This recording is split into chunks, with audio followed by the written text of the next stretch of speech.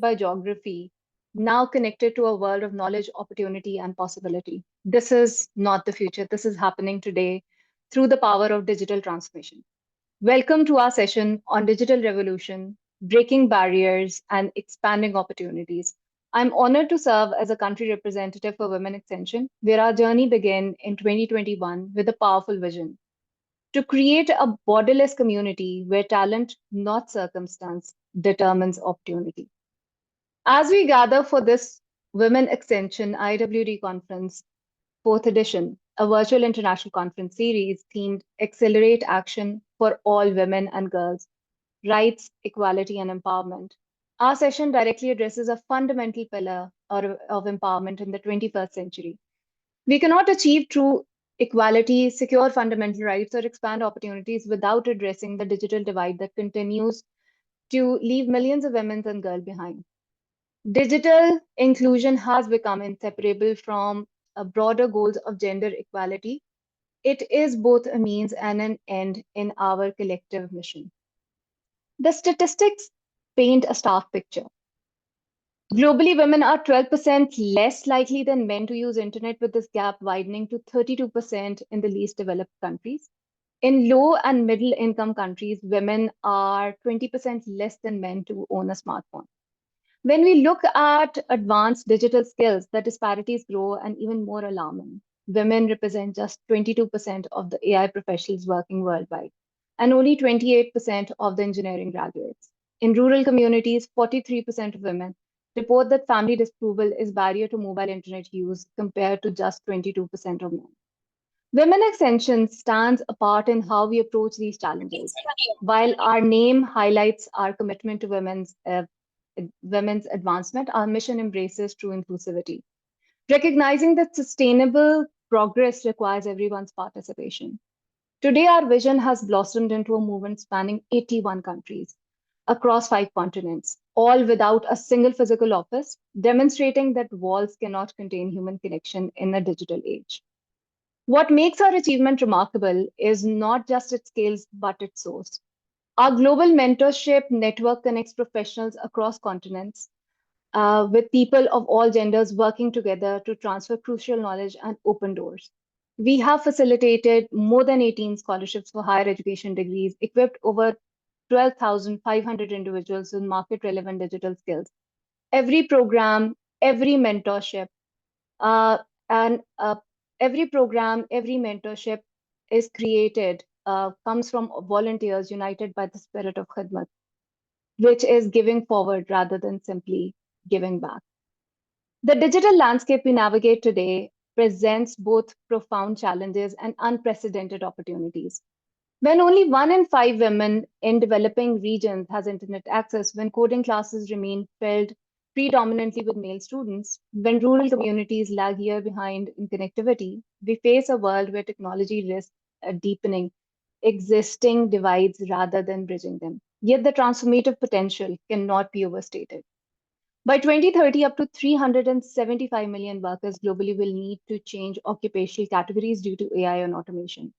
Digital upskilling programs have shown they can increase incomes by 40 to 60% for participants from underserved communities. We have witnessed education transcend classroom walls, entrepreneurs reach global markets from village centers, and communities separated by oceans collaborate as though sitting at the same table. What differentiates our approach at Women Extension is our commitment to transforming underserved communities from passive digital consumers into active digital creators and leaders. We don't want communities merely consuming technology. We want them building, shaping, and leading this evolution. When a young woman creates an AI algorithm that addresses agricultural challenges specific to her region, or when a person with disabilities designs a digital solution that improves accessibility, that's when we know true digital inclusion is happening. In today's session, we'll explore concrete strategies for making advanced digital skills accessible to all, creating sustainable models for communities, ensuring diverse voices, influence emerging technologies, and building digital ecosystems that promote both economic opportunity and social cohesion. Before we begin, I invite you to reflect for a moment on a time when technology connected you to something previously beyond your reach. The feeling of possibility is what we are working to create for millions more. The future will be digital, but whether it will be equal depends on what we do today. So let's begin. Let me introduce you to our first speaker today. It is Arlene Romas, Romasanta from Philippines. Arlene is a distinguished CIO and IT leader recognized for her expertise in IT governance, digital transformation, and strategic technology management. Her contributions to technology have earned her prestigious accolades, including Cyberwoman of the Year 2024. We are honored to welcome her for this session. Thank you so much, Arlene. The floor is yours. Thank you so much, Miss Sanaa. Can you hear me okay? Okay, thank you. I want to share my screen this time.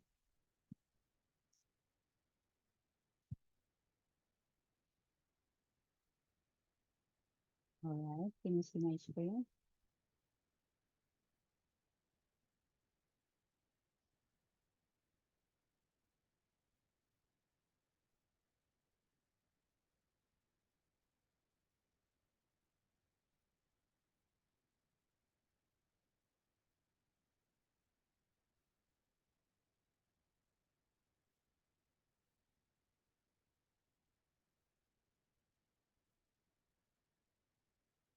Can you see it okay?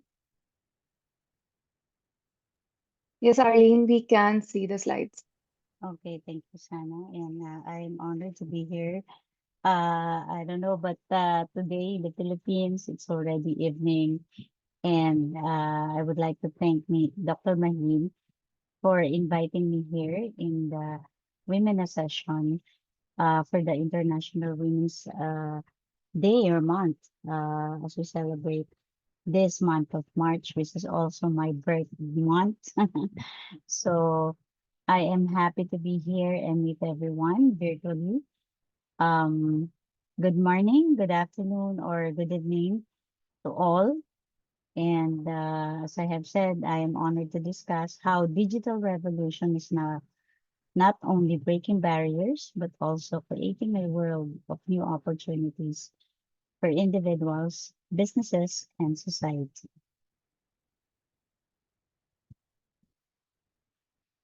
Okay. Can you see my, is it moving well? My slide? The Okay. slides don't seem to be moving. It's still on the first one. Okay.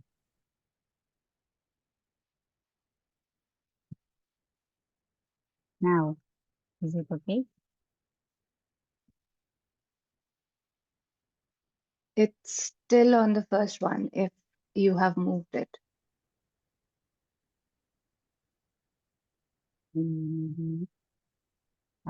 There is log.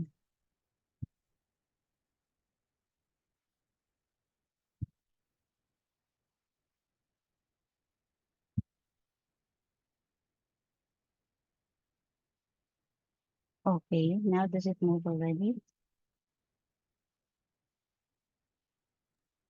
Could you share the screen again?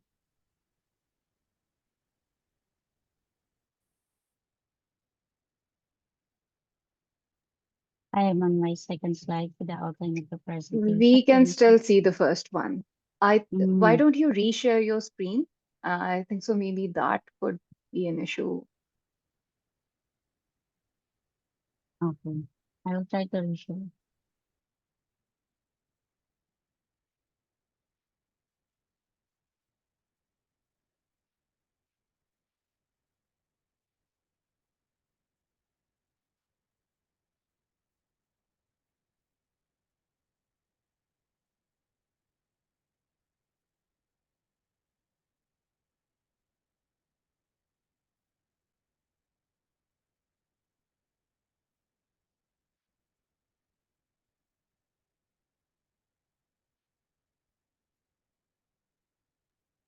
And now they seem to be working. Okay. Thank you for that. All right. Um, Let me just arrange my screen. Okay. Tonight we'll be talking about this outline for today's presentation. Oh, sorry, it's tonight here in the Philippines. So we will be covering all these topics. Okay. Well, um, in terms of digital revolution, it represents a major transformation on how our societies, economies, and industries operate. In a nutshell, digital revolution refers to the shift from traditional methods to technology-driven practices. I've listed down some of the new technologies that we are using right now. Number one of them is the artificial intelligence. Next is the Internet of Things or the IoT, big data, on cloud computing, and blockchain. Artificial intelligence or AI empowers machines to mimic human intelligence, automating tasks, improving decision making, and personalizing experiences across various sectors, including education, healthcare, finance, and entertainment. Now we move on to the Internet of Things, or what we call the IoT. The IoT is powered by multiple devices connecting to the Internet. We connect the IoT everyday device to the Internet, enabling them to gather and exchange data. This innovation creates smarter homes, efficient cities, and optimized industries through real-time monitoring and automation. Big data refers to vast amounts of information that can be analyzed to identify patterns and trends. It enables businesses and governments to make informed, data-driven decisions, improve services, and foster innovation. Now, cloud computing. It offers on-demand access to computing resources via the internet. This technology facilitates flexible, cost-effective data storage, computing power, and software applications, promoting scalability and collaboration. Last is the blockchain. Blockchain is a decentralized ledger technology that guarantees secure and transparent transactions. It is the foundation of cryptocurrencies and is revolutionizing supply chains, healthcare, and finance by increasing trust and minimizing fraud. These are just some of the most popular technologies nowadays. There are still a lot of emerging technologies and innovations that are waiting to be explored. Now let's move on to the next slide. It talks about the key drivers of digital revolutions. I've listed down top three key drivers, right? So these are the digital literacy and skills. Digital literacy and skills empower individuals to effectively use and navigate technology. On the other hand, access to technology and continuous innovation ensure that people and businesses can participate in and benefit from digital advancements. Lastly, digital solutions such as software, AI, and automation offer solutions to the world problems and drive efficiency across industries. Collectively, these elements are essential for advancing the digital revolution and ensuring its broad impact to society and the economy. Now, how do we break the barriers with this digital revolution? I've listed down four for us to talk about this today. So, first is the geographic barrier, then the economic barrier, cultural and communication barrier. The digital revolution has eliminated many key barriers that once confined us. Geographically, the internet links individuals across the globe, allowing for real-time communication and making remote work and education feasible from any location. Well, actually, I can ask you who are online tonight or today, who among you are doing remote work, right? So we have different setup from our offices, and most of us are adapting to it since the pandemic. Economically, digital platforms provide access to education, healthcare, and financial services, while e-commerce and mobile banking create opportunities for small businesses and then underserved populations. So if you would notice, right after the pandemic, or even during the pandemic, we go online. Most of our businesses and the individuals as well as the consumers go online for their shopping, banking, and any other things that they do on a usual basis. Now, in terms of cultural, the internet promotes the exchange of global content, enhancing cross-cultural understanding and social media platforms that allows marginalized voices to be amplified.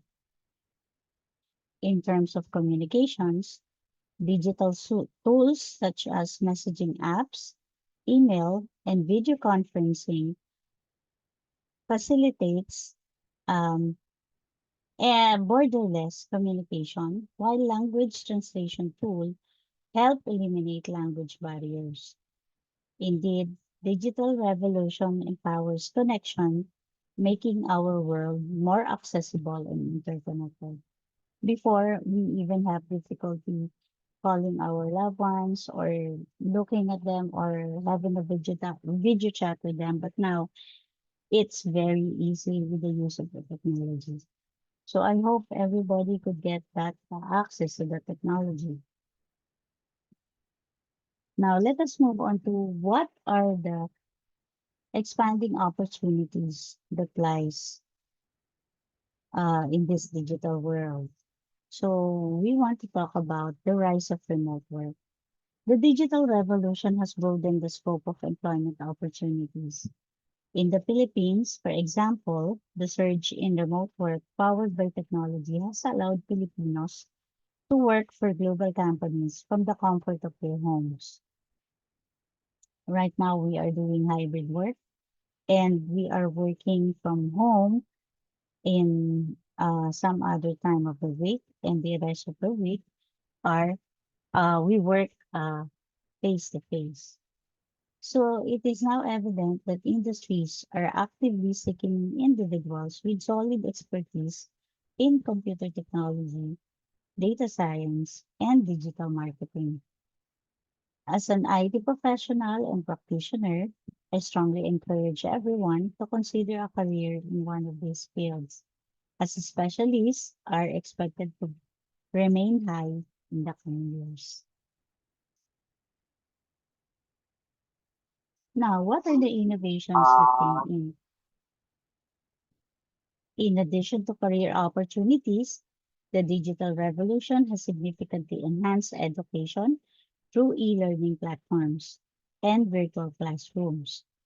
Telemedicine has also gained widespread popularity in the healthcare industry and driven by advancements in AI technology for diagnostics, treatment, and healthcare management.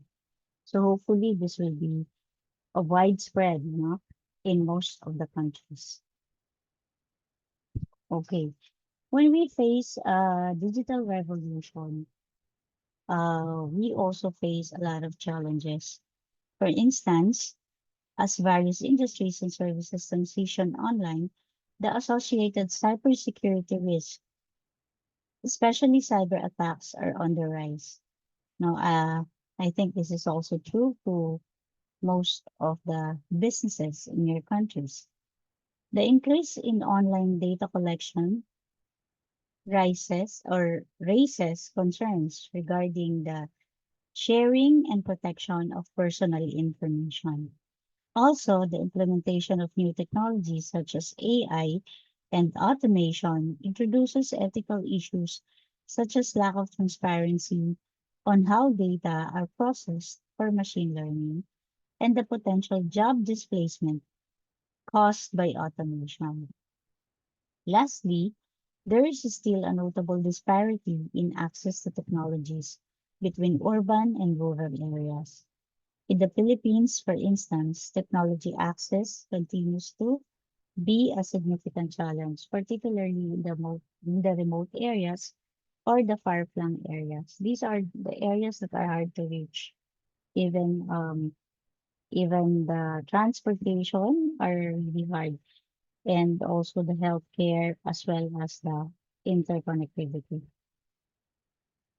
Okay, so in conclusion, we can say that indeed digital revolution is a game changer, breaking down barriers and opening up new opportunities for personal growth, business advancement, and societal change.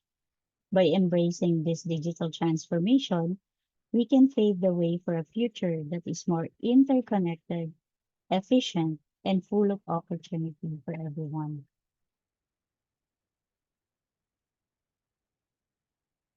To conclude my presentation, let me say that digital transformation is about transforming lives by leveraging the power of technology. So I hope I was able to share some information and that you gain some knowledge from my presentation. And I wish you all a very pleasant day. Thank you so much. Thank you so much, Arlene, for sharing your insights. And you discussed that dynamic in terms of how is it that we can harness the opportunities that are present, what else can be done. Thank you so very much for joining us Thank you. and for your comments as well. Moving on to our next speaker. Our next speaker is Andy Lucchesi from Spain. Andy Lucchesi, a multifaceted digital content creator and ESL educator with over 15 years of experience. Currently specializing in integrating generative AI into language education, she brings a wealth of expertise from her background in journalism and her experience as a former UN worker. Andy co-founded Skilling Future, collaborates with AIEOU, an interdisciplinary AI research hub at the University of Oxford, and contributes to AI for Africa. She is dedicated to developing responsible AI use and equipping learners for success in the evolving digital landscape. Over to you, Andy. Hello, everybody. I'm really grateful to being invited at the table. Well, let's get to it. Sanaa posed the question in the chat, what is it that digital revolution looks like? Well, us is basically this meeting today, the ones that we have had in the past. This is what digital revolution looks like. People like me that even if I might have been in my little part of the world successful in what I do, because I feel that being successful in what we do is being happy with life and content with what we create or what we're able to create with our God-given talents. It's bringing to life to a broader expansion who we can become. So this is for you to save for later. You can find me on Instagram. You can find me here on LinkedIn. But more importantly, as Sanaa mentioned before, I co-created and I co-founded Skilling Future just a couple of months ago, 3 months actually. And all this started with an online conversation when it all started in terms of talking about the world of AI in education.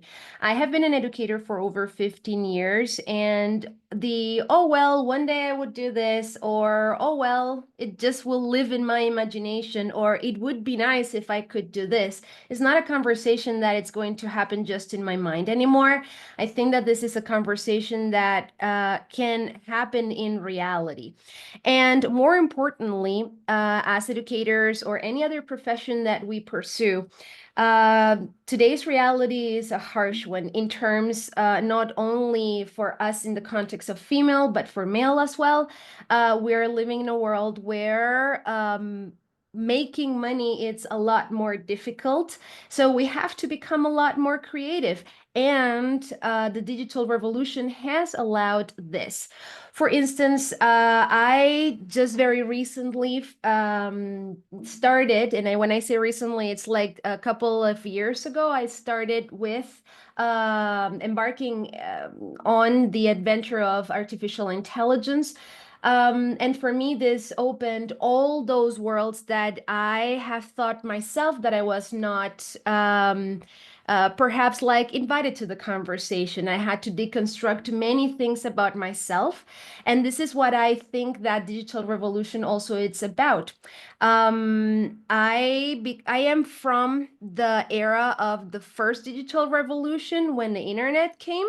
So I sort of like grew up already with this transitioning world. Now that we are experimenting a new. Very much old. Thank you for the song. If that was a song, I don't know. So now that we are in the second part of this very interesting digital revolution accompanied with artificial intelligence, I think that not only that the picture has become very different, but all those realities that were just for a few, now it has become more democratized. So for me, there are four ways technology is shaping education, empowerment, and entrepreneurship.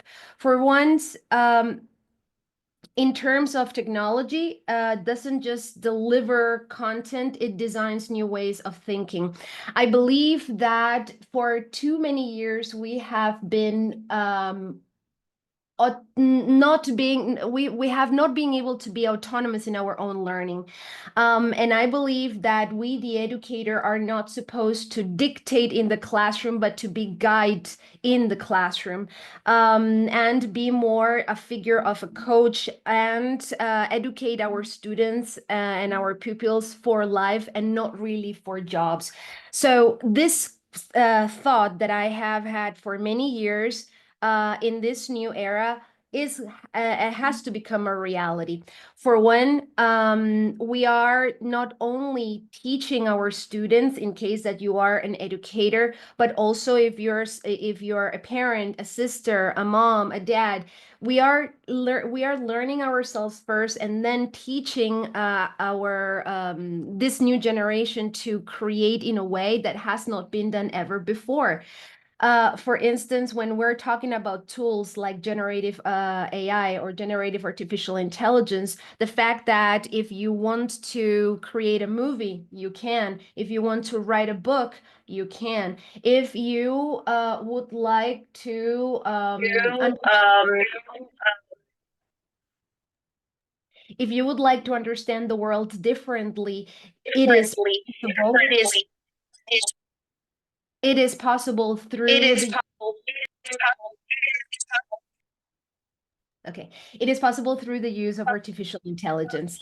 Of course, because of the fact that this is very new technology in a broader way, because in the past this has been only a conversation for very few, ethical and technological, ethical. Okay, I'm going to silence. Okay, thank you. All right, so ethical and technological issues.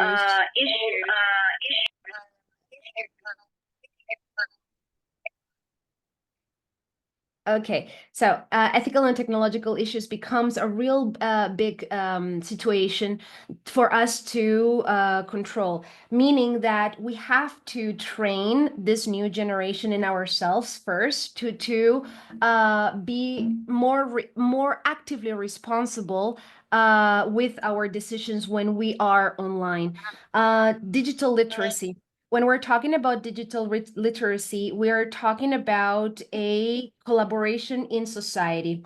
What does it mean, this collaboration in society? It means that we have to educate ourselves proactively in order to become better decision makers. Of course, this is not in terms of digital literacy.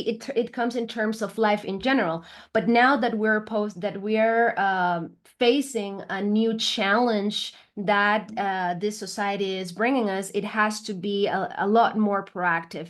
For example, when it comes for real world examples like students co-creating projects or women in rural areas joining entrepreneurship programs through WhatsApp groups, for example, those that are the leaders of these projects have always not only hype and bring the positive, but also highlight the negative aspects so people are aware of the choices that they're making. And this is part of our responsibility. Then when it comes about entrepreneurship today, we have to become massive hustlers, meaning that the typical main income of just having the regular 9-to-5 job, I think that is a far gone dream. In case that was for some of us that has never been the choice.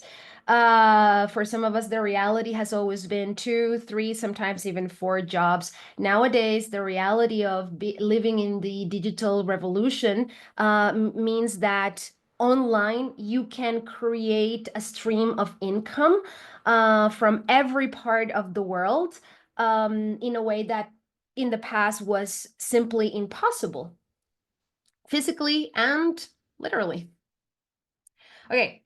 Last but not least, AI is not the future, it's the language of the present.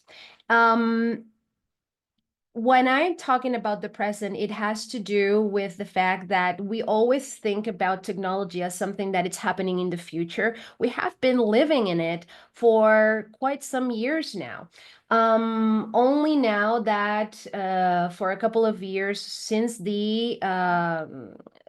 OpenAI created ChatGPT and it launched it into the market, and it became a closed reality, a democratized reality for most of us to use this sort of first line type of technology. It has transformed the world in a way that everything that you would like to become is a possibility.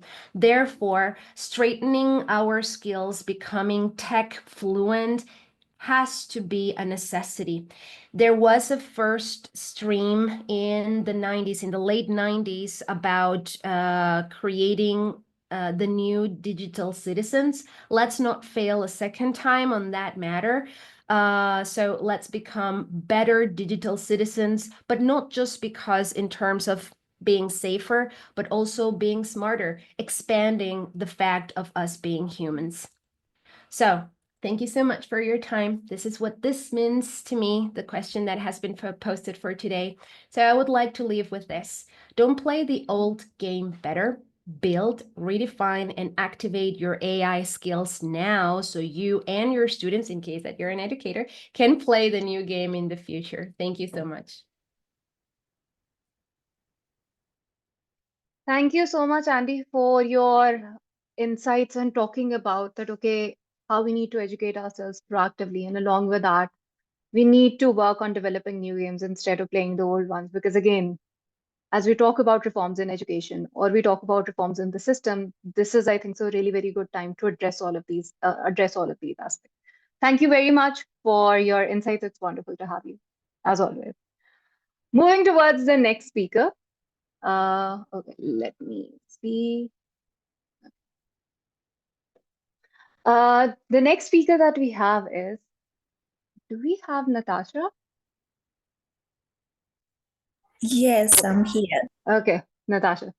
Okay. The next speaker that we have is Natasha Lloyd from Zambia. Natasha is a dynamic professional in economics and public speaking. She is the co-founder of Models for Change Foundation, an NGO dedicated to driving social impact and community growth. Natasha's work focuses on creating sustainable solutions that empower individuals and foster meaningful change. Her expertise in financial literacy, leadership, and economic empowerment make her a key voice in advancing equality and opportunity. So, Natasha, we invite you to share your thoughts.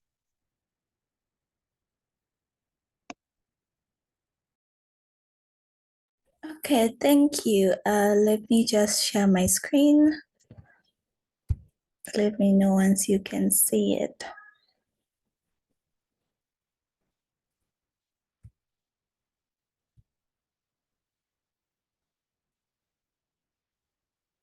Okay.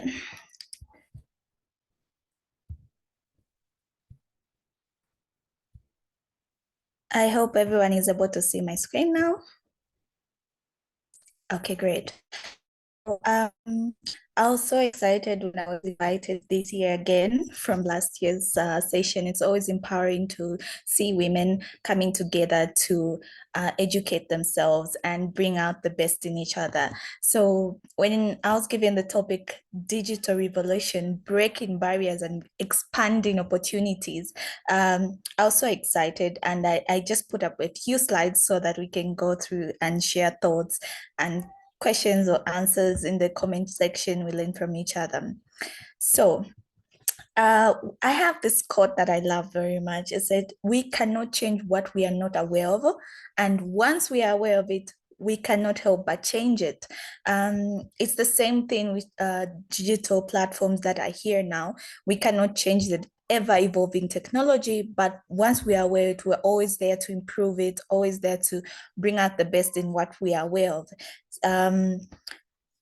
When we come to in a world where we are living in with the AIs and all this artificial intelligence that we're having right now, we're living in an era where technology is redefining how we learn, how we work, how we connect, from fintech to artificial intelligence, from e-commerce to digital storytelling. The digital space is no longer just a tool. It is a force for transformation, but technology breaks barriers. We must ask, are we ensuring that no woman is left behind? As we can see, we're connecting from different countries right now, and it's all because of technology that has brought us together today, and it's such an exciting thing. However, we have challenges the women face in the digital space. Despite advancement, women still face significant barriers in the digital economy. The digital gender gap is a gap that people don't usually address. Millions of women lack access to the internet and digital education, limiting their ability to participate in the digital world, especially in remote areas here in Africa, specifically in Zambia. You can find a lot of women would have loved to be part of this amazing conference, but they're not able to because they do not have access to this sort of digital platforms, smartphones, and all that. So when it comes to women-led businesses, which are thriving online and still struggle to secure capital and market visibility because of these challenges. We are also facing harassment and cyber threats, digital execution, undermining women's full participation in the digital revolution. When women actually breaking barriers and doing great things, and just from the previous speaker, you can see her experience, her build up in the digital world. It's been an amazing, but we underlook that. So we cannot afford to let challenges persist. The digital world should be to be able to enable equity and not enable demean where women must fight and be seen or heard. A study was carried out in 2019 by the Women's World Banking, which they researched in India and Indonesia on an emerging business model known as social commerce entrepreneurship, with enterprises blending social media, e-commerce, payments, and delivery platforms. One of the findings of the study, despite adopting digital platforms, women are not fully utilizing them. Digital adoption means achieving a state in which users gain the ability to use digital tools as they are intended and to the full context. So this caused a bit of worry that women are not really accessing these tools to, push out their businesses, push out their careers. Wish more women could be given this opportunity to be on such platforms and educating each other and learning from each other. When it comes to breaking barriers in the digital age, let's talk about solutions. Let's talk about highlighting how women are already breaking barriers and expanding opportunities in today's world. Women are launching digital business, leveraging on e-commerce and using social media to build global businesses such as clothing brands, baking businesses. These days, most stores are specifically online. You can order online, you can sell online, and do not have to own a physical store, which has broken a lot of barriers for women who couldn't afford having a store or paying rent for a store. They can do their business on social media and still get their earnings. So it has also brought about financial inclusion. Digital banking and fintech solution are enabling women in remote areas to access capital growth in businesses and achieving financial independence. Here in Zambia, we have a mobile money loan accessibility almost by everyone as long as you are eligible, and that is you're a citizen, you have a SIM card and an internet provider, you can actually access these loans. So digital revolution has really broken a lot of barriers. This has given women more capital here in Zambia to actually start up businesses that by utilizing the mobile money loans. We can also talk about the STEM's innovation. More women are entering fields like artificial intelligence and they're breaking barriers. A lot of women, I've seen a lot of women who are in the cybersecurity providing that security for a lot of people, and they're actually thriving. It has really inspired a lot of women. Take for example myself, I'm a financial literacy advocate, and I use social media as a big platform to actually push out this agenda. I'm always educating people about financial investments and etc. And I'm using the digital platform, so it's really a big breakthrough that is leading women in the breaking barriers of digital age. So advocacy and community building. Digital platforms are giving women a voice, allowing us to mobilize, educate, and advocate for change on a global scale. I mean, just look at this amazing room. It has put a lot of people from different countries, different continents, and we're here advocating for change, advocating to learn, and the ability to connect with different individuals. It has really been a great opportunity for all of us in this room. So platforms like this one are what women need. And then call for action. What I would leave everyone with is, how do we move forward? How do we ensure digital empowerment is not just a buzzword, but a lived reality for all women and humans at large? Investing digital educations, platforms that promote educating people on digital platforms, how to navigate them, how to access them, how to leverage them to better ourselves, how to take advantage of these platforms and make them work for us. So government and private sector leaders, NGOs must all work together to equip women and girls with digital skills. Close the connect gap. So we must push for affordable internet access in rural areas and undeserved communities, to support all people to actually access these platforms. Support women-led innovation through funding, mentorship, and inclusive policies. We must ensure women have a seat at the table in the digital economy. Also foster a safe online space. So cybersecurity and digital rights for women must be priority, ensuring that the internet is a place of empowerment and not intimidation.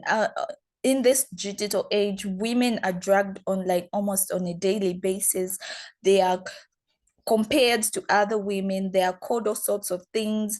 And it's really discouraging for a lot of people to actually be on some of these digital platforms because they are called names and they don't feel safe. So cybersecurity is one of the most crucial aspects that should be part of this digital era, in as much as we are transitioning to that digital era.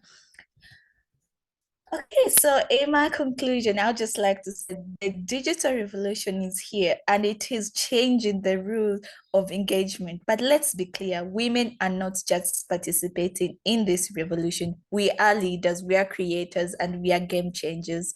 The future is digital, the future is female. Let's break barriers, let's expand opportunities, and let's ensure that no woman is left behind in the digital revolution. Thank you so much.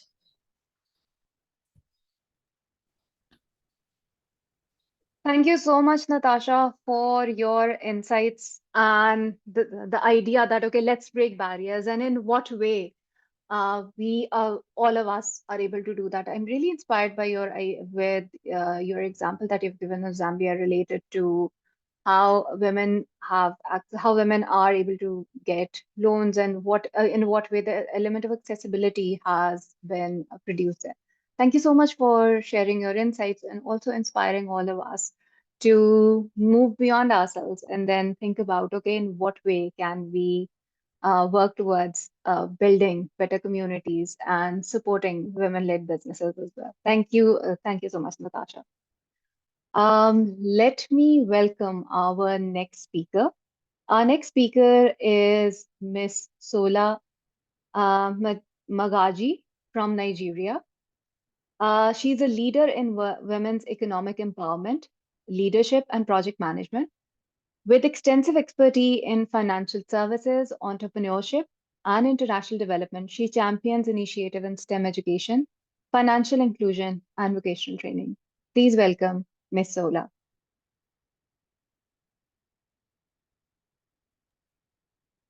Good afternoon, everybody. I'm very happy to be here. Thank you very much for that warm introduction. And thank you, Women Ascension, for including me in this wonderful program. I feel very highly privileged and honored to be part of this program.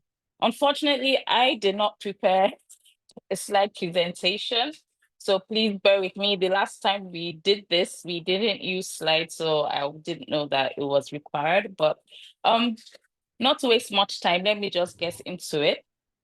I think the topic of not my speech, but what I'm saying today is bridging the digital gender divide, a call to action. Now, digital technologies have transformed the way we work, communicate, access services, and even entertain ourselves in today's world. From financial inclusion driven by fintech innovations to mobile health applications, social media platforms, and virtual assistants, digital tools continue to improve lives worldwide. However, despite these advancements, a significant and persistent digital gender gap remains. This gap, which is rooted in existing gender inequalities, threatens to widen disparities in education, income, skills, and health outcomes if left unaddressed. According to GSMA, men in sub-Saharan Africa are 20% more likely to own a smartphone than the women. In fact, in some parts of sub-Saharan Africa, it's as high as 30%.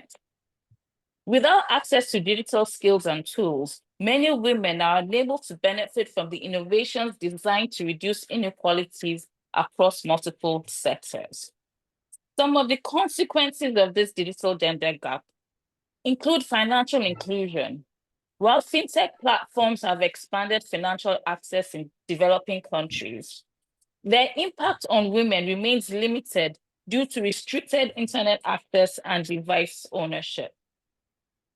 Healthcare access. Digital solutions have improved access to specialized care, pharmaceuticals, and treatments. However, without connectivity and digital literacy, women remain excluded from these essential services. Education, when it comes to education and skills development, we have online learning platforms that have democratized education, providing global access to high quality instruction. AI-driven tools further help to personalize learning experiences.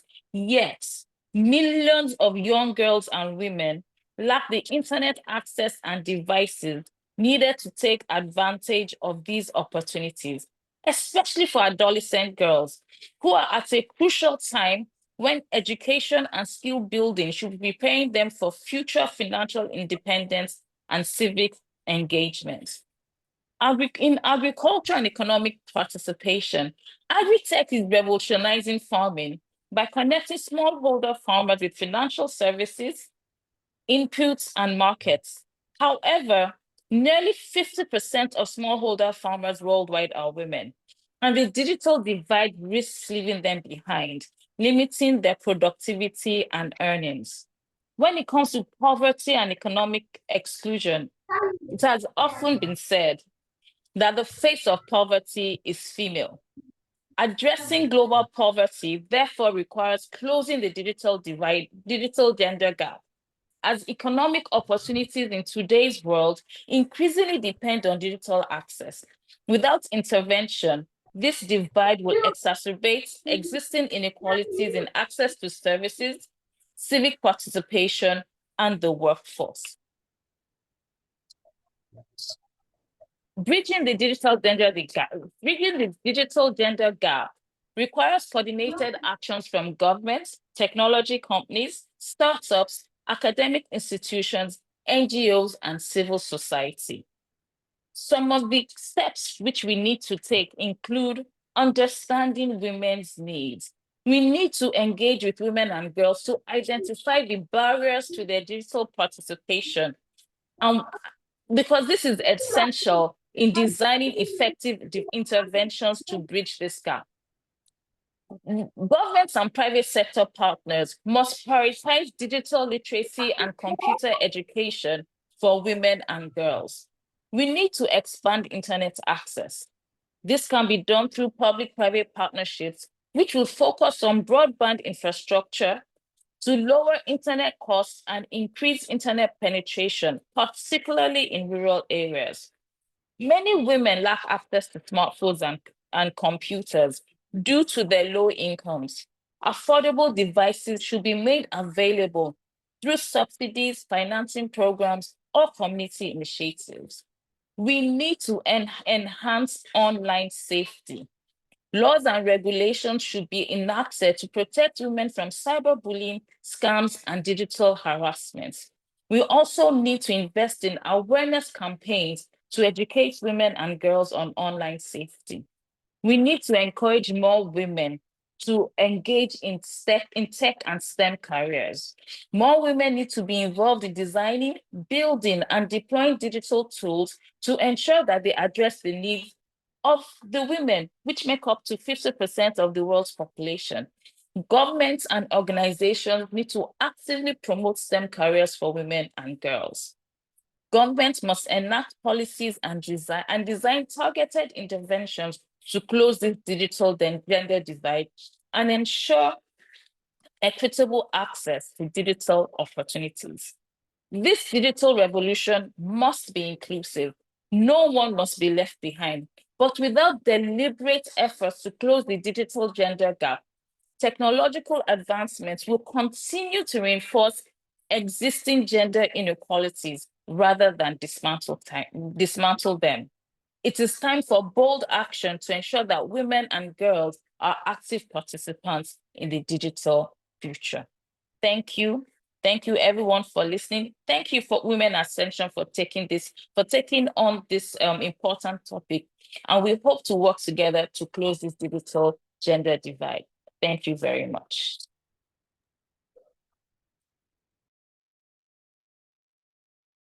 Thank you so much, Sola, for your wonderful and practical insights. And you've talked about that, okay, and that's a reality worldwide, that, okay, the face of poverty is women. And then what is it that practically we need to ensure that, okay, digital access with respect to subsidized devices need to be there. Internet connectivity, if we want to make sure that women are part of that, they need to be more accessible. And again, the whole infrastructure needs to be looked at with respect to that, okay, how our systems are already are not providing those spaces, to women. So your idea is that okay, is really very pertinent and everything. So this is what we should take away from today's discussion is no one must left behind. We should actively work towards ensuring that we are taking everyone alongside us. Thank you so much for your wonderful insights. I am Thank going to you. invite I'm going to invite the next speaker. Again, keep your questions coming alongside. We will address all of these questions at the end with the Q&A session. We have a very active audience who are asking and interacting and sharing their insights sharing their insights as well. Now, I'm going to invite our next speaker, who is Odianosen Joy Peter from Nigeria. She is a seasoned operations manager specializing in healthcare optimization and technology-driven efficiency. As operations lead, she enhances telehealth services and operational excellence. Previously as CEO of 10mg Pharma, she significantly improved healthcare access by providing affordable chronic medications in Nigeria. She is also the founder of She Connect Africa, empowering over 200 African women through mentorship. It's our honor to welcome Ms. Joy Peter.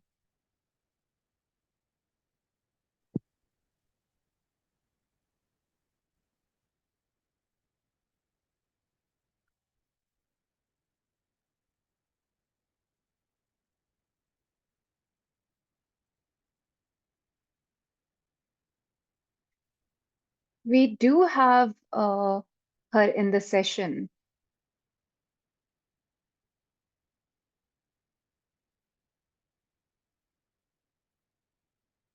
Okay. Do we move ahead? Okay. Miss Odianosen? If okay. I'm going to move then towards the next speaker. I think so she will join us. Okay. I think so we have Vanessa then. Okay. Let me welcome our next speaker, Miss Vanessa Williams from South Africa. She is an education specialist with over 31 years of experience in digital skills, youth empowerment, and training facilitation.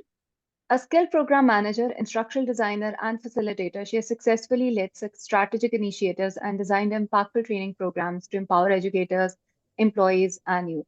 And she's actively working as of the moment within her community to equip educators and learners with AI skills as well. So please welcome Miss Vanessa Williams. Good afternoon or early good evening from where I am in South Africa. I just want to thank the Women Ascension for giving me the opportunity.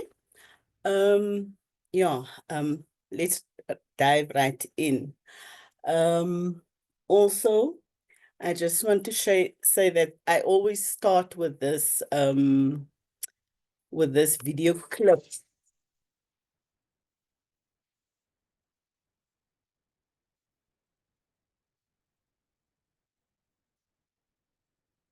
I always start with that video clip when I do my training with teachers, because we all tend to struggle in silos and not really help each other. So before we dive into my session, let's take a deep breath, relax, and shake off any formalities, because I'm a very, very, very informal person. This is a space for open conversation, for fresh ideas and shared learning. Whether you're deeply experienced or just starting to explore some possibilities, your voice is valuable. So feel free to engage, ask questions, and contribute your insights. Let me see. Okay, now the Northern Cape in South Africa. It's South Africa's largest province by areas, the same size as Germany, but the smallest in population. It encompasses vast arid landscapes, including parts of the Karoo and Kalahari Desert, with key industries in mining and agriculture and a rich history and culture. connectivity across the country. If you look at this area right there, you can see that we struggle with connectivity across the whole province, basically. The Northern Cape covers an area of 372,000 kilometers, and it has a population of almost 1.2 million. So not very populous in South Africa.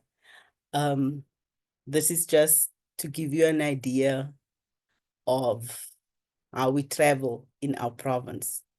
If I have to train teachers, I need to travel 800 kilometers by car, not by plane. I usually drive alone. If I go just for the day, it's 400 to 600 kilometers for the round trip. So yeah, we travel a lot.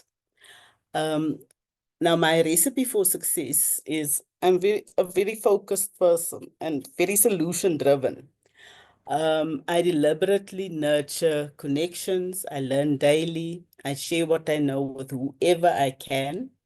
Collaboration and networking is my superpower, I always say, and my international connections present when I also have sessions with teachers, and this gives my teachers an opportunity to see how technology and AI integration works globally. Okay, so why do we focus on women's digital skills? For me, it's definitely not intentional, but women makes up 70% of the teachers in our province. Men are also not excluded from these trainings because they still have girl learners in their classrooms. Male managers also attend. I invite them to my trainings because they will support women when they are aware of their skills. Women face digital exclusion despite being half of the global population, and digital skills unlock job, business, and education opportunities. Bridging the digital divide enhances gender equality and economic growth. And I always tell them, be brave enough to suck at something new. Don't be too scared to start. Let me go past that one. Okay, so this is the, when we're in training, I will always tell them there's many ways to kill a cat. For them to create and start their own community of practice, I will always say, ask 3 before me, because that means they get to know each other. I'm there for 3-4 days, but they will be each other's support when I'm gone. And during the training as well, when we move, I'll ask before we move on, where do you think, at which stage do you think you are now?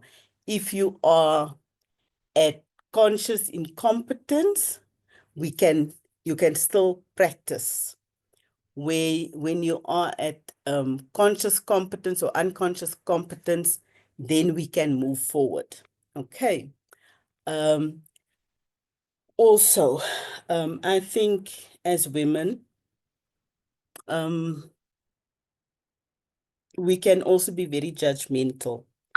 And I always bring the different generations at schools, I bring into the session in terms of we all have different skills. We look at things differently. So the Gen X teachers, they struggle with incorporating technology into their classrooms due to lack of experience or comfort level with it. Gen Y educators tend to be more tech savvy than Gen Xers as they grew up using computers during school years.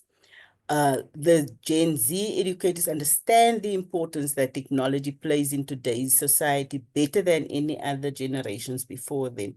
So when we work together, we can create more impact across the whole school than just me in my class. So opportunities, the digital age presents a transformative opportunity for women in education. As provincial digital skills training coordinator, I've witnessed firsthand how digital skills empower female educators and learners, and this presentation will highlight the key initiatives, challenges, and future directions. Also, just to share, I am the only woman in the digital space in the Northern Cape Department of Education. None other, okay? No one else. So you can access remote work and freelancing. Digital literacy supports entrepreneurship, online banking and digital payments through financial inclusion. And there you'll see a pic of me with teachers that I've trained. That lady sitting in front with the gray hair, second to the left, she came in very negative. She didn't know why she was there because she only has 3 years of teaching. And she was not comfortable with with devices and with technology. And when I left, I got a message from her a week later that she bought herself a laptop, and she's very excited because she is showing her grandchildren things that they don't know, and she thought they were the gurus with digital technology. Okay. Also some training I've been doing. So we do self-paced learning online and offline, and we have a print-based digital training guides, but I also just want to share, just to show you some of our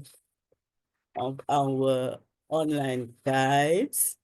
During COVID, when we had when we all went home, basically, I created a virtual platform training manual for teachers so that they could get step-by-step instructions on how to get to the different, but I see now with the online thing, it shows blue.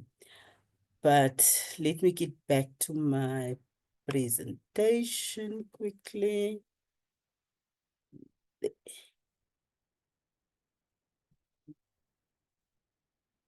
Okay. So yeah, bridging the digital divide in terms of our education context in the province. The province takes up nearly a third of the country's land area, and in many rural schools, connectivity is ring-fenced for administrative use only. Budget constraints and poor internet signals across large areas of the province create a significant barrier for dedicated teachers striving to provide quality. When you're in the Kalahari, you walk around with your phone looking for a signal, and once found, you stand still and complete your action in that one spot.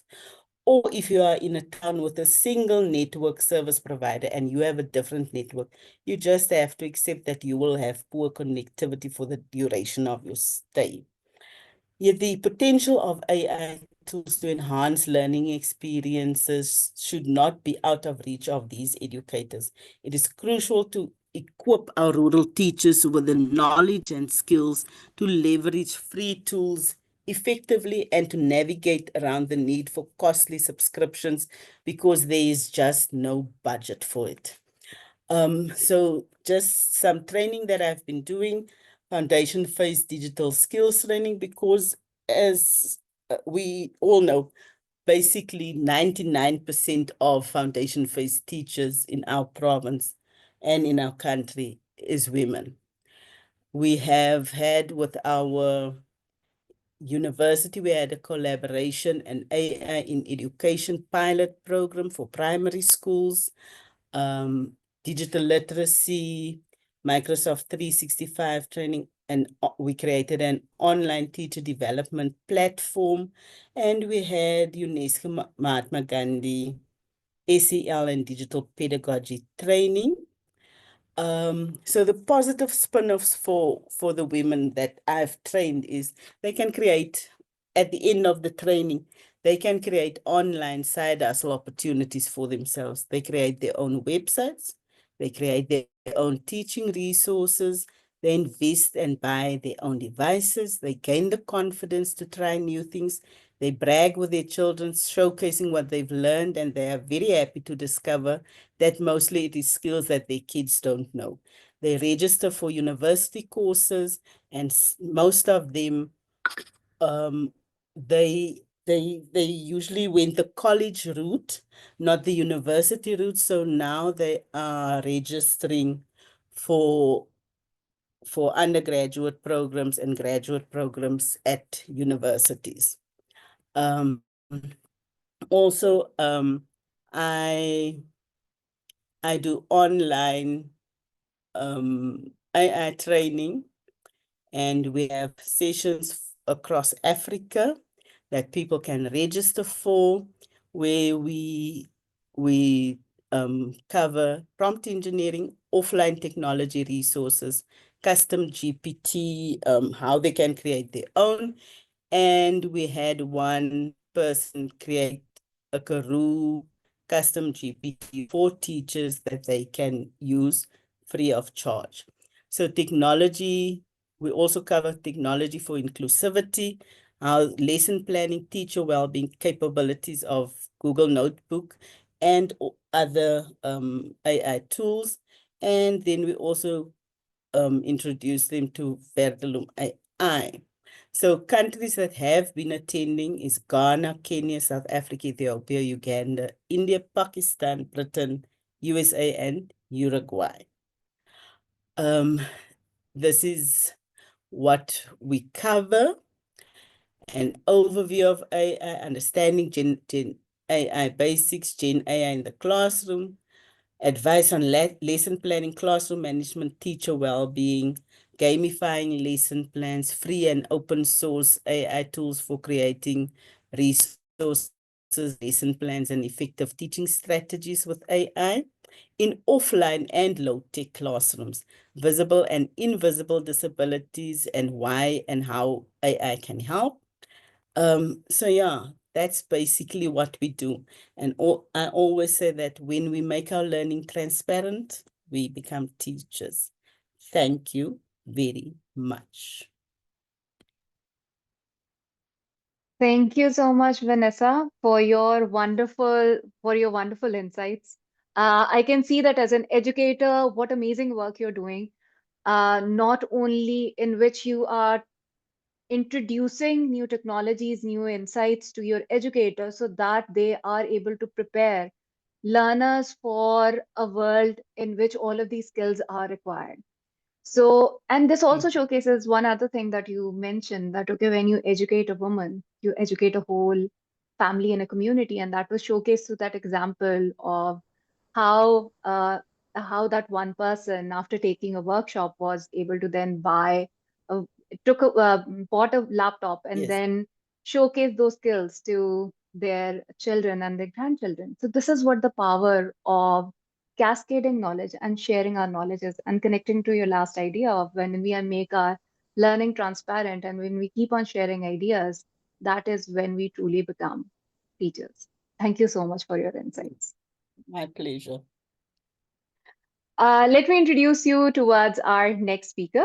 It is Miss Muji Bekomson, a digital health innovator, storyteller, and a change maker dedicated to enhancing healthcare access for women. As a founder of Live Digital Health and Feme Women's Health Membership, she leverages AI and digital tools to deliver personalized, accessible health support.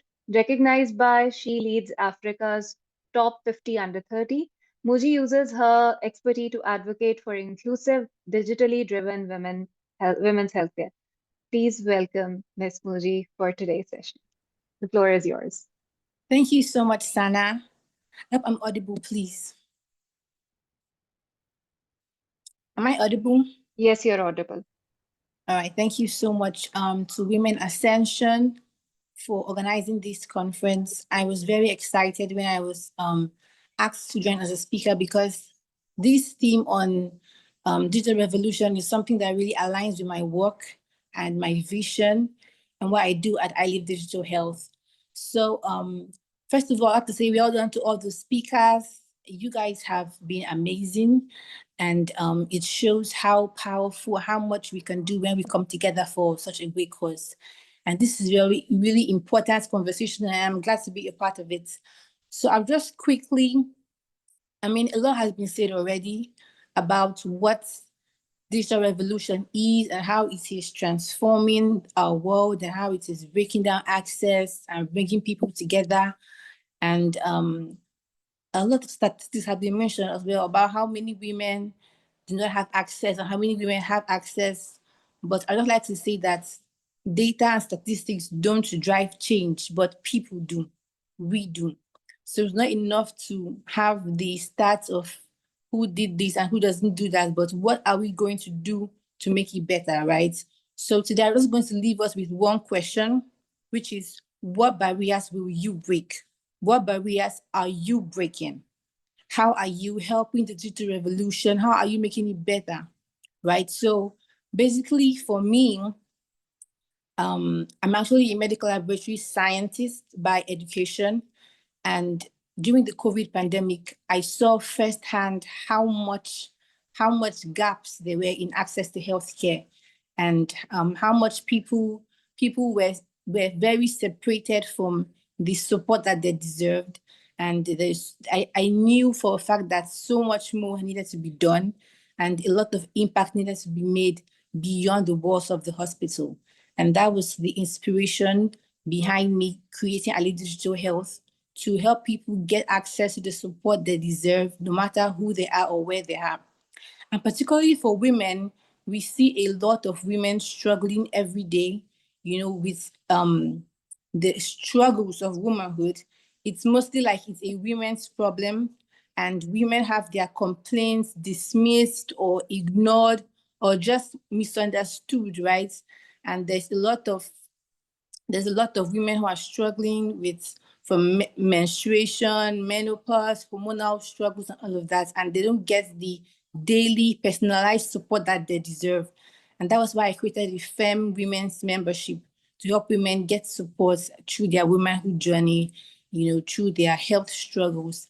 And so you can surely connect with me on LinkedIn to get know more about the work that I do with FEM Digital Health. So why am I saying this? As a young girl from Africa, I realized that I could do something to contribute to breaking down barriers and improving access to healthcare with simple and relatable digital tools, all thanks to technology and the digital revolution, right? So now it's not enough for us to just come here and talk about how important this is and how important this is. What are you going to do? What barriers are you going to break down? How are you going to contribute to the digital revolution? It's not enough to be a spectator, but then what active role are you playing in moving this forward, right? So there are no more excuses. Education is now easier and more accessible. You can now start a business with your smartphone. You can network, and be a part of so many online communities.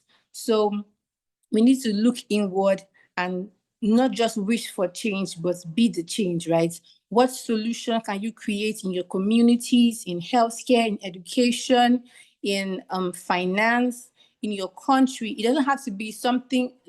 For me, digital revolution is not just fancy tools or big technology. It's the simple, relatable tools that can help us bring us together and make our lives easier, right? Just like I'm helping people to get to this health support that they deserve. What will you do? How will you contribute to this? That's what we need to look inwards and not just talk about it and watch it happen, but be a part of it. And then another way that you can break down these barriers, we are all not built or born to be founders or co-founders or creators. But then how do you support the young girl in your family or the young girl in your street who tells you she wants to pursue a career in tech?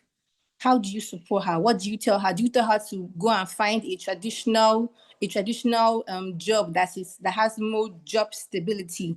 So we need to look at how we try to underplay the real life importance of digital revolution, and we think it's just for some kind of people, but it can be you, it can be anyone. And also for those who have started creating solutions, those who are working in tech and digital revolution, how are you paying it forward? It's not enough to be the first woman to do this or to do that. How many other women are doing it? Who else is able to achieve those things through your work and through your initiatives? How are you inspiring other women? How are you paying the way forward? Mentorship is so important in digital revolution because it's more like starting a forest fire. It spreads from one place to the other. So it's not enough for you to just create those solutions, not enough for you to be this or that, but paying it forward and supporting other women is so important for people to see that these things are possible through you and through me, right? The first time I knew it was possible for a woman to be, a very successful CEO, I read about Fifi Ajindo on a magazine. So are people going to look at you and be inspired? Are people going to look at you and want to achieve this? If we can see that this is possible, then we can inspire more people to want to get there. So of course, praise yourself, sing your accolades, celebrate your work as a woman. Don't be too humble, right? Don't be too humble. If you are doing something great, talk about it. Let other women hear, because when they see that it is possible, they are inspired to do that and to do more. So it's so important for us to pay it forward and support the younger women, younger generations, whatever work that you're doing. It's much more important to build others, help others rise, so that we can achieve much more. So I'll just be leaving us with this question: what barriers will you break? How will you be a part of the revolution? What will you create? What solution will you create? What problems are you solving with digital tools? And then when you get there, who are you lifting? How are you lifting others? Because that's really what matters. Statistics won't create change. Data won't create change. Even having these events won't create change. We will create the change when we support each other and when we mentor others to rise. Thank you so much. Thank you so much, Muji, for your very, what can I say, inspiring insights.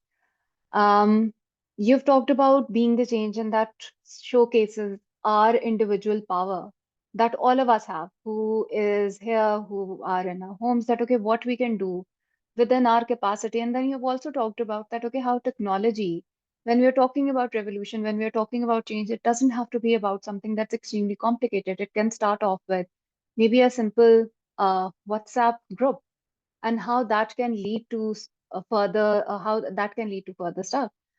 So thank you so much again of reinforcing this idea that we don't have to look outside of ourselves, but we actually have to be the change. We need to look towards how we can break those barriers and create opportunities for other people. Let's move towards our next speaker. It is Miss Odianosen Joy Peter from Nigeria. She's a seasoned operations manager specializing in healthcare optimization and technology-driven efficiency. As operations lead, she enhances healthcare services and operational excellence. Previously as CEO of 10mg Pharma, she significantly improved healthcare access by providing affordable chronic medications in Nigeria. She is also the founder of She Connect Africa, empowering over 200 African women through mentorship. The virtual floor is yours. Welcome, Odianosen. Hi everyone. It's good evening from my end. Please confirm if you can hear me. I'm having a bit of a network glitch. Okay. So I will just go ahead to share my slides. You're And not I want to audible. thank you. You would need to speak a little louder. Yeah, Okay, how about now? a little loud, I think so. Okay. Okay. Okay. Can you hear me? A little, I think so. Please confirm if my audio is better now. Is my audio better now? Yes, you are audible. Okay. Okay. And I'm sharing my slide as well. Please confirm if you can see my slide.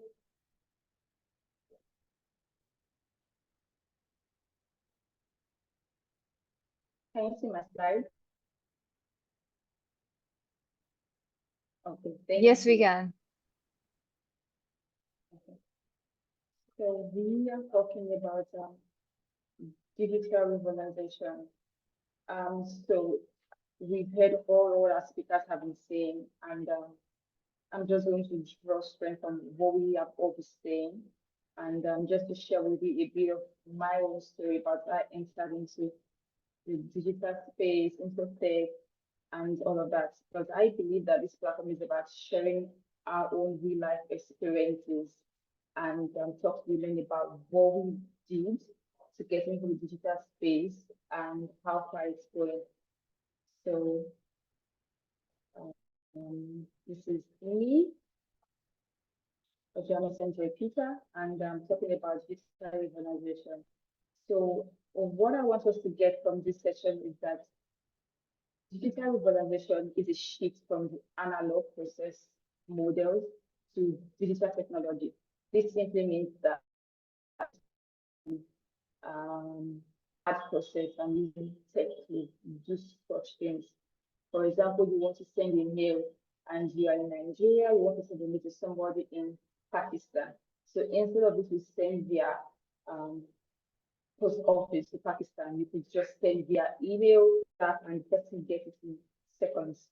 So that's what technology is doing for us today. So I just want us to get it that it's not a big, complex topic, or technology is not something that is hard. Like some persons have that mindset, but like our previous speaker said, it's something as WhatsApp, it's something as the Google tools that we use. So I will just be sharing my journey in the digital space. So 2020, COVID happened, and I was still in the university by then, I think. However, I was working and schooling, and then we had to go home because it's COVID and facilities aren't open. So we needed to work while we are at home, or else we would either die of starvation or more worse complications. So that led me into tech.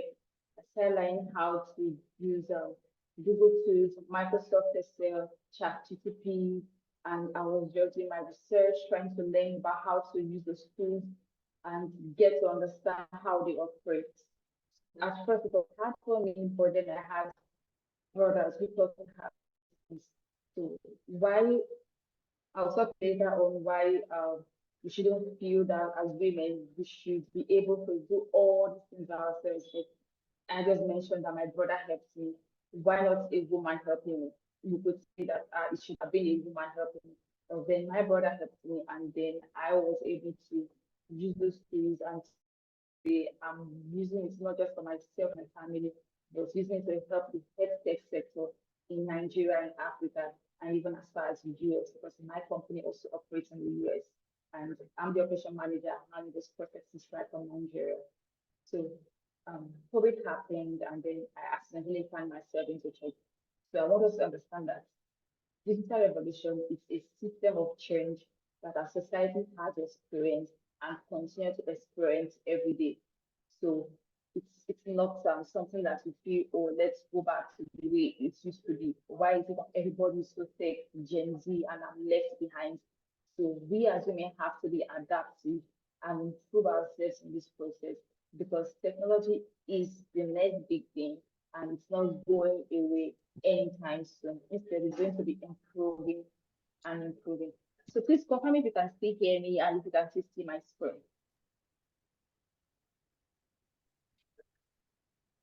If you can hear me, just let me know. I can see the chat box.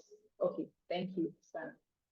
So digital revolution begins with you. So it begins with us as women, not political, not financial or mental. Yeah, we understand that there are those limitations of political, financial issues, even mental issues that ourselves as women have to take care of children, our homes, our families, then we have businesses. So there's a lot of things happening in our lives as women. But then again, I would say that digital revolution begins with you. So what you should be doing now to improve yourself if you are not yet in the digital space is to build your interest around tech. For example, you could say, I am a customer service representative. So how does that involve tech? So it could be just be using your phone to make calls and call clients. That's tech already. It could be you using Excel sheet to document those customers that you call to just have that database. That's tech. Not like, oh, has to be coding, even one big app or something. So it could be those kind of process. It could be you sending an email. So we could say, operations manager, how are you using technology? Because you should be in the office. Yeah, I'm in the office behind my computers and I see everybody, what everybody's doing in the office, even as far as in the US, as far as Saudi.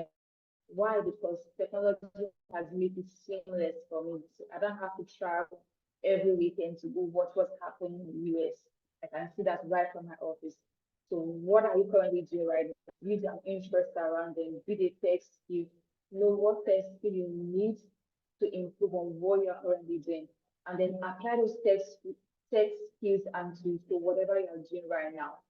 Learn how to use them. You can use Google. Google is also said to use that to research on what should I be doing or skills or things that I need to be a good customer service representative. Even we have agri-tech today, we have edutech. So whatever sector you are, there's a tech for it. And then also you can explore internships and mentorship.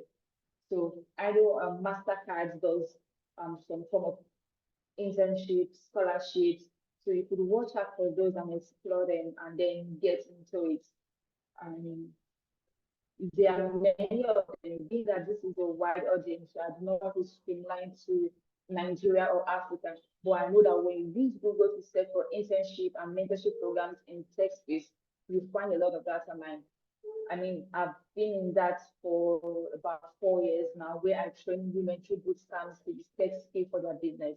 So whether you're in business, you are in health tech sector, you are whatever, you just create tracks and then bring it in this tech field that have the experience, train these women how to use tech to utilize their business, and it has been improving for us year in, year out. So you could freelance just to test your skills. You may want to say, okay, how good am I with using Google Excel sheet or Microsoft Word, or how am I good with Apollo? How am I good with Asana, Notion, Jira, a lot of these productivity tools. So you could just freelance to see how good you are with them. And then when they give you feedback, you improve on, you get better day in, day out. That's the process. And then you network with women in your circle, network with men as well. It's not bad to call or reach out for help, because the more you utilize your strength and you improve on your weakness, you know how best to do those things. So if you just feel, oh, I have to know this all by myself, or it should be a women community, you may be limiting yourself. So irrespective of gain is experience, it's for your advantage.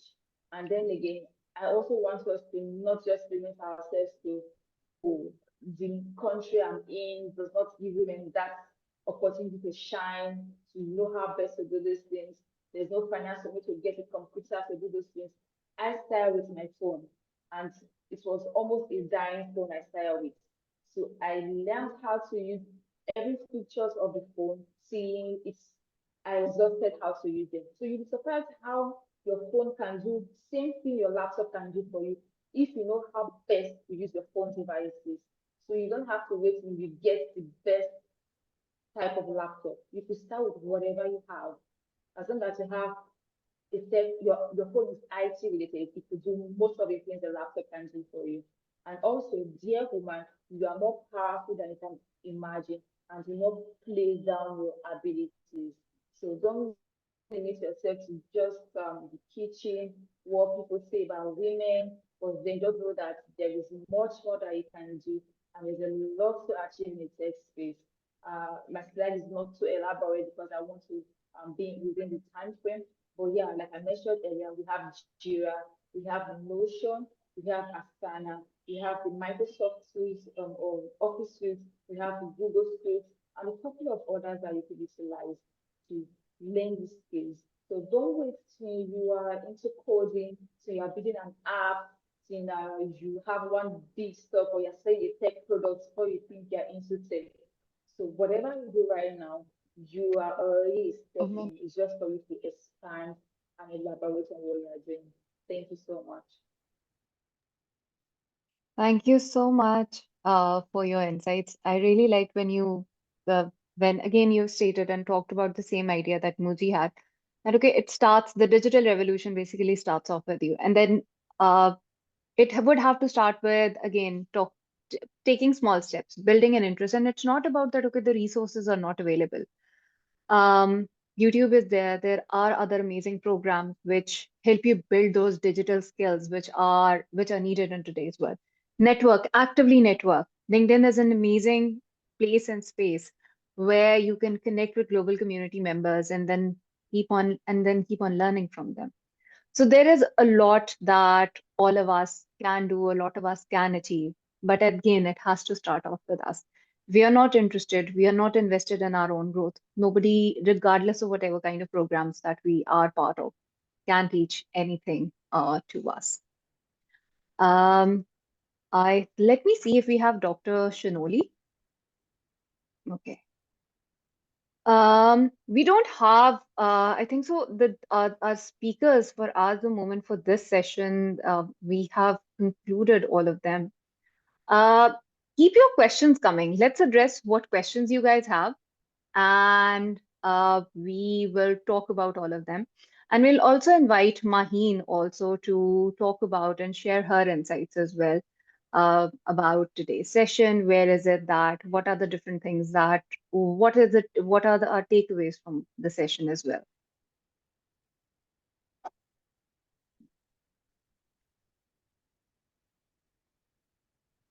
Thank you, everyone. Again, you guys have been an amazing, amazing, amazing audience. Kept things interactive.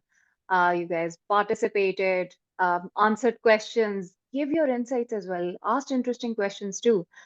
There was one question, and if there is any one of our speakers who would like to address that, and that was about that, why is there with regards to especially when we talk about in certain areas, the stereotype that men being better than women, how is it that this idea can be addressed or catered to? How is it that we can go about changing this mindset? Would anyone like to address that? Any of our speakers?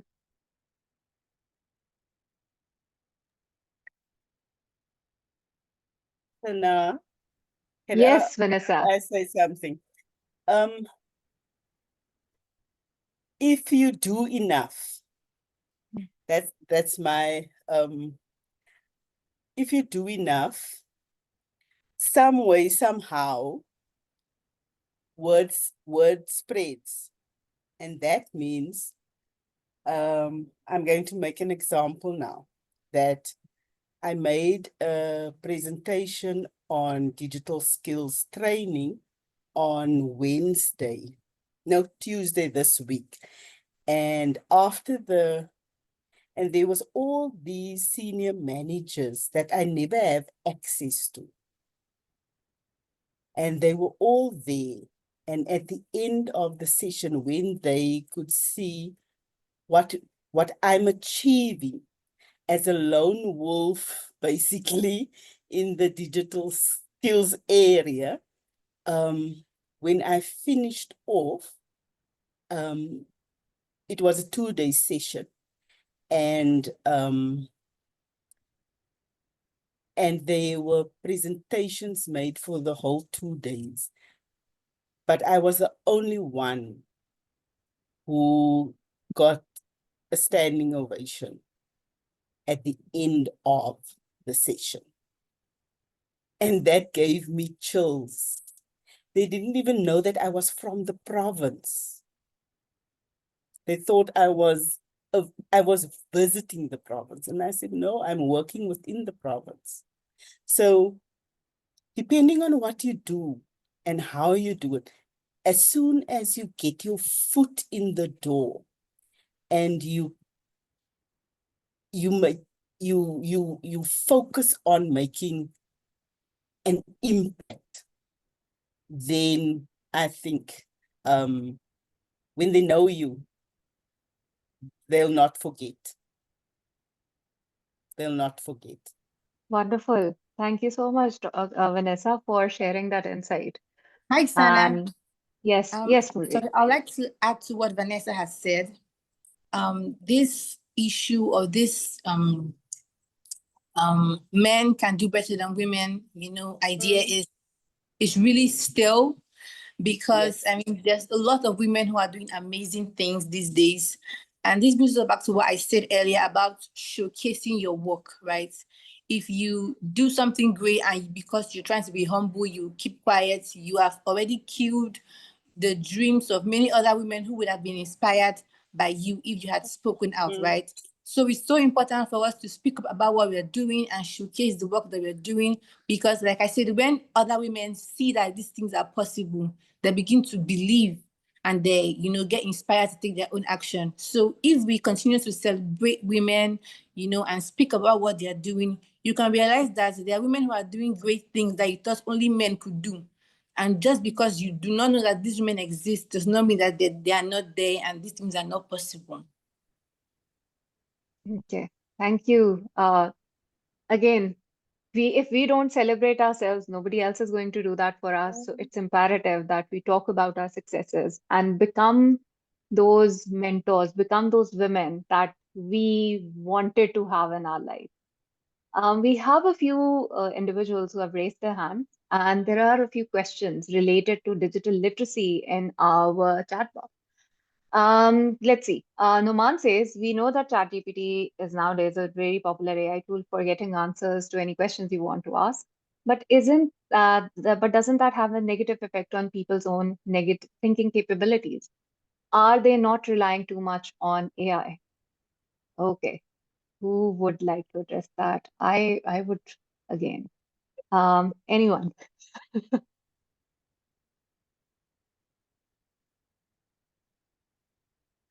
Um, Hi, Natasha. so Yes. Hi, Natasha.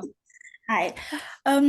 I think he has a valid point there. AI has become so rampant lately. Even students don't do their assignments anymore because they focus on just putting their questions in AI, and then AI addresses those questions or answers the questions for them.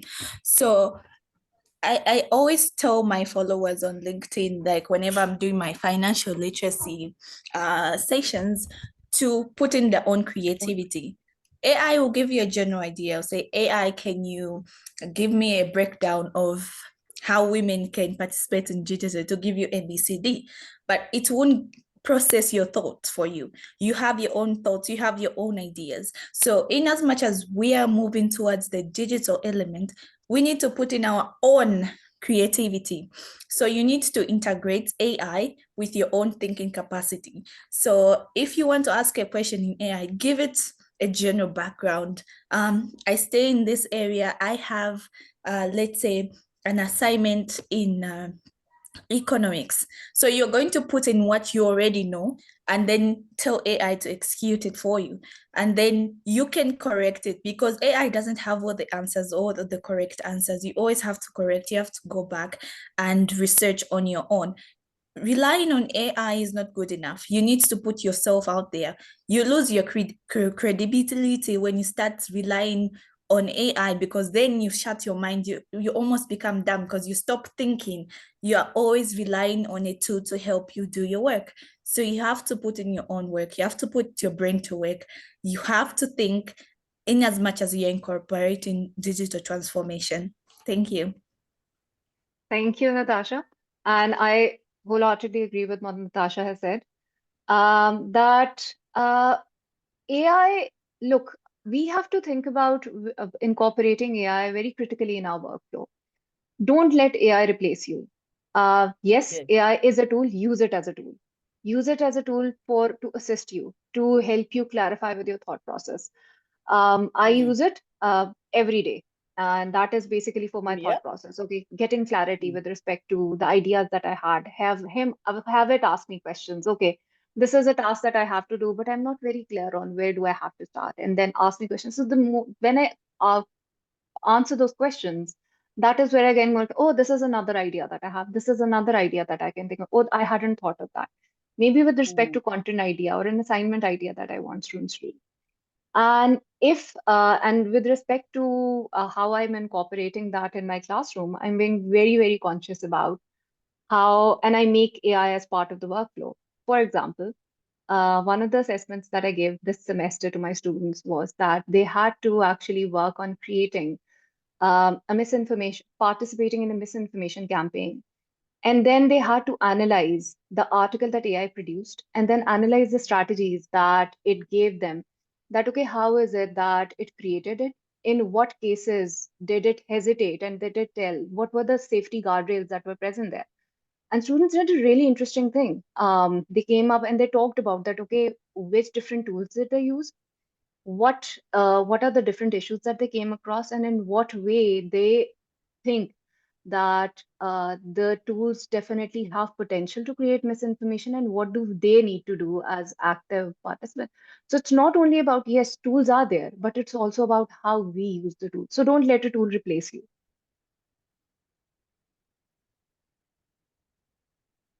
Okay, any other questions that we have here? Rimsha, I think so. I have answered your. Kanvi. Kanvi has a question. Kanvi, do share what your question is. Ma'am, may I ask verbally if it is feasible? Sure, sure, sure. Please go ahead. Okay, thank you, ma'am. First of all, warm greetings to everybody. This is Miss Kanvi. I am post-graduated in microbiology from India. So my basic question is, I would like to have the perspective of 2 to 3 speakers if they are willing to do so.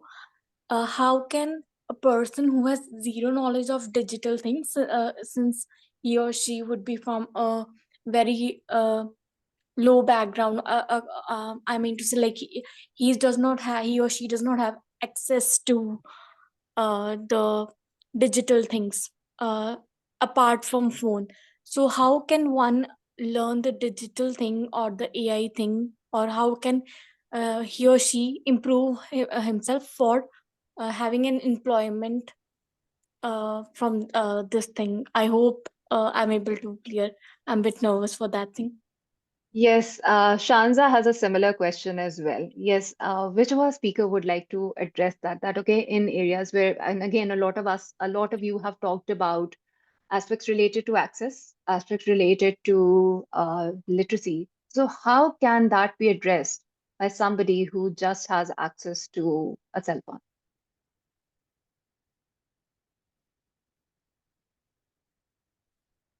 Sanaa, Yes. can I try? Okay. Yeah. I use AI every day, and for me, it's my go-to tool, because other people can say that it stops you from thinking. It encourages me to think differently because it gives me a different view. Now, even when I speak to teachers or any other official that is in an offline mode, or they are not basically as they're not au fait with technology, but they have the smartphone. If you have a smartphone, you basically sit, because if you can access any AI tool, it can give you step step-by-step instructions for anything and everything you want to use, because I also use it to create my training guides. If I'm doing digital literacy, create a step-by-step training guide for someone who has no previous knowledge of whatever the concept is that I'm covering. And that I then email to myself. If I'm on my phone, I take a screenshot, email it to myself so that I can save it as a Word document or PDF document or whatever. I always tell people there's many ways to kill a cat, and you use what you have, but you use it to learn. You don't just use it because most people with phones, they use it as consumers of video clips on TikTok, on Instagram, or whatever. You use it to build your skills, and you identify your gaps. And AI is a wonderful tool to help you gain digital skills or digital literacy if you use it correctly. Okay. I think so. We have addressed your question, can we? Yes, And ma'am. again, Thank you so much. start small, and also think about that. Okay, what their needs are, because a lot of times what we think about, we don't think about others, and then we are more focused on what we know. So do think about it from that perspective, what their needs are and how that can be addressed. One of our speakers has joined us, and I'll let her take the floor. Dr. Shanoli Ray is here. She's a distinguished speaker, is an award-winning educationist, global leader, and mentor with 23 years experience in education and leadership. Dr. Shanoli, please share your thoughts. Yes. Good evening, everyone. It is truly an honor to be here with you today to discuss a topic that is not just close to my heart, but one that defines the future of our world, that is digital empowerment and digital revolution, breaking barriers and expanding opportunities. In today's digital age, we stand at the crossroads of transformation. Technology has transcended boundaries, redefined industries, and reshaped societies. But the critical question remains, are we truly harnessing its potential to create an inclusive and equitable world? Let me talk about the power of digital empowerment. Digital empowerment is more than just access to technology. It is about creating an ecosystem where every individual, regardless of gender, geography, or economic status, has the skills, resources, and opportunities to thrive. Women, in particular, have historically been underrepresented in technology driven fields. However, the digital revolution offers us a once in a lifetime opportunity to rewrite this narrative. Let's consider some facts like women constitute nearly half the global population, yet they account for only 28% of the workforce in STEM fields. The gender gap in digital access and literacy is a major obstacle, particularly in developing economies where many women still lack basic access to internet and digital tools. But here's some good news also. Technology is a great equalizer. It does not discriminate, it does not see gender, race, or socio-economic status. What matters is how we leverage it. So, how can the digital revolution help break these barriers? Here are some suggestions from me, like number one, access to education and skill development. Online learning platforms and digital education resources have democratized learning, allowing women and marginalized groups to acquire critical digital skills. Programs like coding boot camps, AI driven personalized learning, and open source educational resources have enabled millions to access world class education from anywhere. For example, women who code, girls who code, and EdTech initiatives in Africa have empowered thousands of women by providing them with necessary tech skills. Next is remote work and digital entrepreneurship. The digital revolution has redefined traditional workplaces. Remote work opportunities allow women to balance personal responsibilities with professional growth.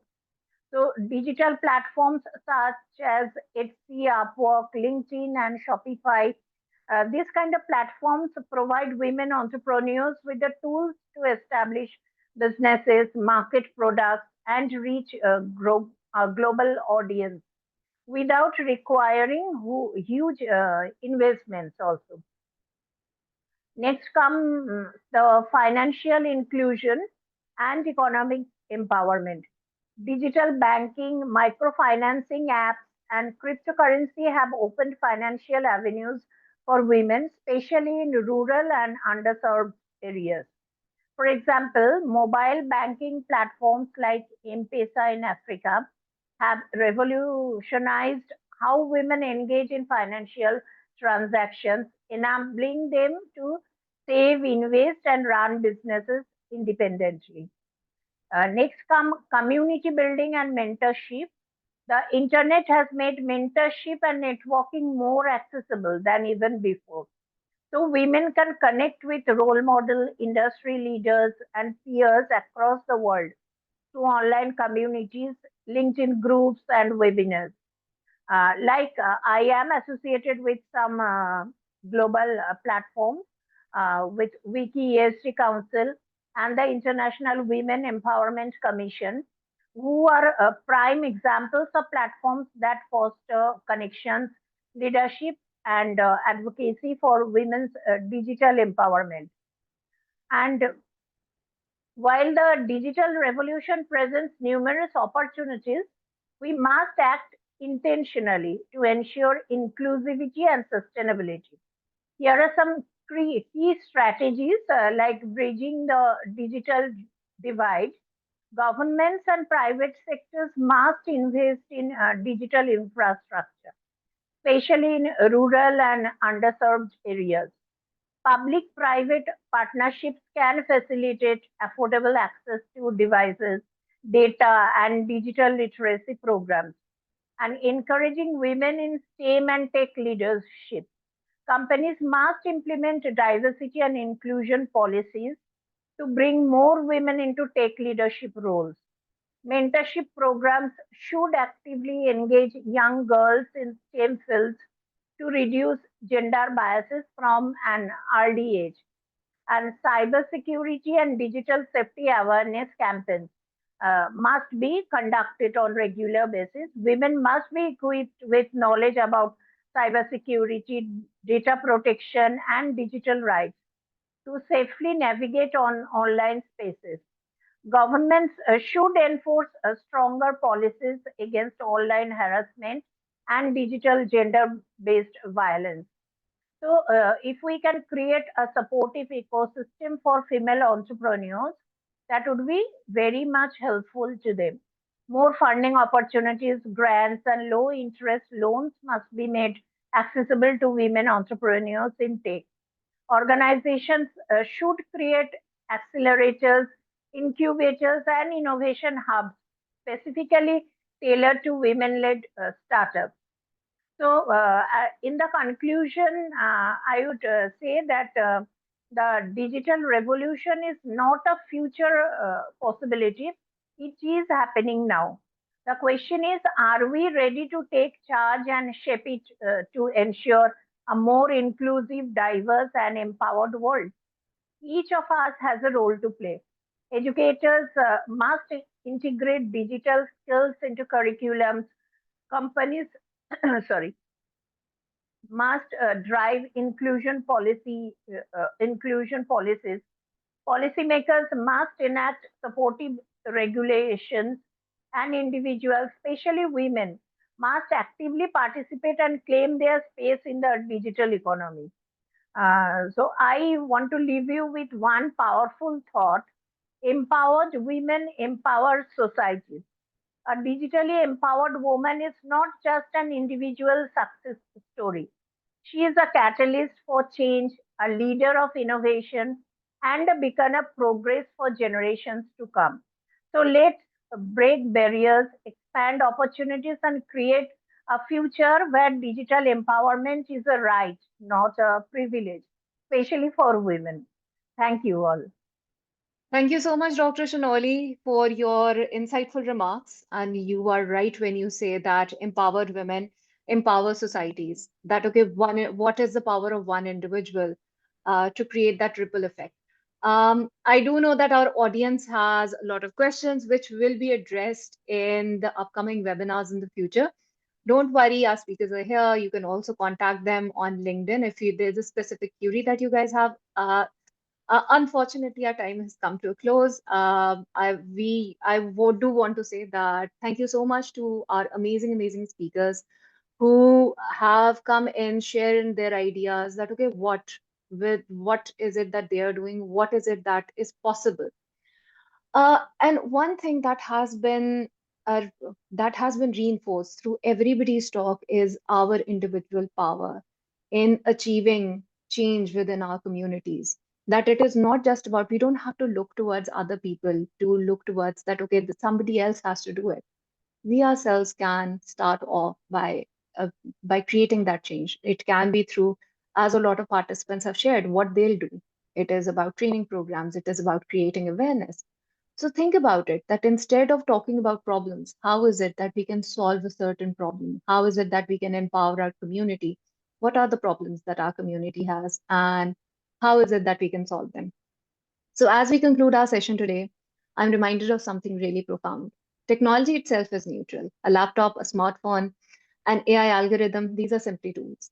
What makes them revolutionary is who gets to use them, who designs them, and whose lives they are designed to improve. So, how is it that all of us who are here can expand these ideas further? Who is that one other person that we decide that we are going to take them under our wing and teach them something that we have learned in today's session?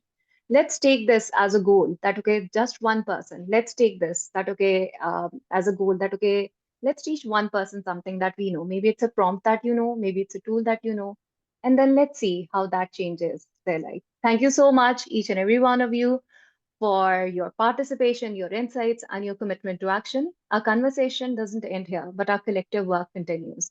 Let's make the digital future one worth sharing. Thank you so much. Take care, everyone. Bye-bye. Bye. Bye. Thank you. Thank you so much, everyone.